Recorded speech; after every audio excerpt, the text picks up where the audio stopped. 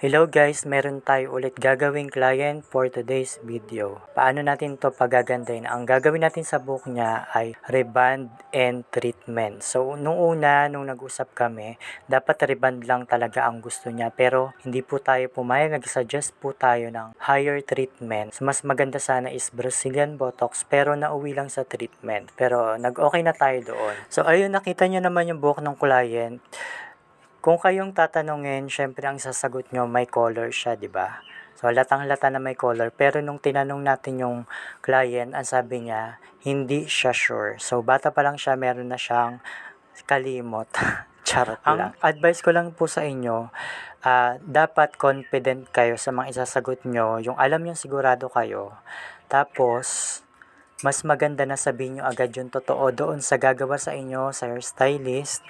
Kasi baka ayan pa po yung maging dahilan. Imbis na gumanda yung buhok nyo, baka mas lalo pa pong masira. Pero confident naman ako sa buhok niya. Matibay naman yung buhok niya, yun nga lang, medyo may pagka-dry doon sa mga end parts. So pagaganday natin to mamaya, tingnan natin kung ano yung magiging resulta. Ganito namin siya pinapahiran yung ganitong case. So yung buhok niya may previously reband. Tapos may parang color sa itaas na hindi siya sigurado. So ganito namin siya pinahiran. Kahit rebanded yung pinakailalim niya, sinabay natin siya dahil hindi naman siya kagandahan at medyo hilaw ng konti. Kung mapapansin nyo ito magkakasama siya dito sa pinakailalim.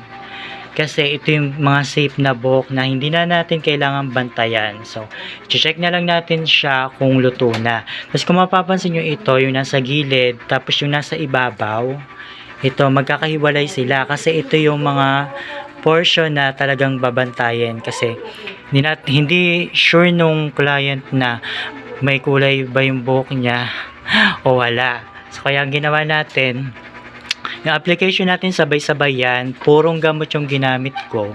Pero inalalayan ko to sa application, depende sa kapal at pahid ng gamot. So dito sa ibabaw, maninipis yung pahid ng gamot natin dahil nga sensitized na ito, may color siya.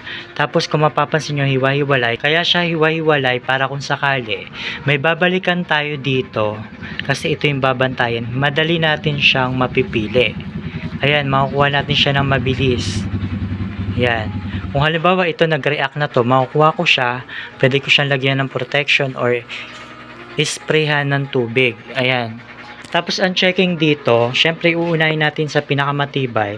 Tapos dito sa ilalim, yung sumunod sa pinakamatibay. Tapos i-check natin to sa pamamagitan lang ng NAT testing. Ayun lamang po yung ginagamit kong paraan ng pagtetest kung luto na yung buhok. Wala na pong iba. Kapag luto na ang buhok, babalawan na natin. Ito na yung naging itsura ng buhok niya after nating mapatuyo. Ang temperature na ginamit po natin dito ay 180 degrees lang po. 1 hanggang 2 hagod lamang po ang ginagawa natin dito. Ito naman po yung pagkatapos nating patuyuin. So ayan, kung makikita nyo, ang laki ng improvement. Meron nga lang dyang angat-angat dahil nga po doon sa mga buhok niya na medyo may putol ng konti sa bandang ibabaw. Pero tatanggalin po natin yan lahat. Pero kung mapapansin nyo, makikita nyo, napakalambot na ng buhok niya. Ito naman yung buhok niya after nating malinisan. Tinanggal na po natin dyan yung mga nakaangat sa ibabaw, yung mga split ends. So i-compare po natin yung pagkakaiba niya.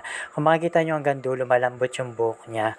At kung nakaabot ka sa dulo ng video na ito, huwag niyo pong kalimutan i-share, i-like, at pakipollow na rin po ang aking profile. And libre lamang po dito magtanong kung meron po kayong mga katanungan, at pakicomment na rin kung taga saan po kayo para ma-shoutout ko po kayo sa mga susunod naming video.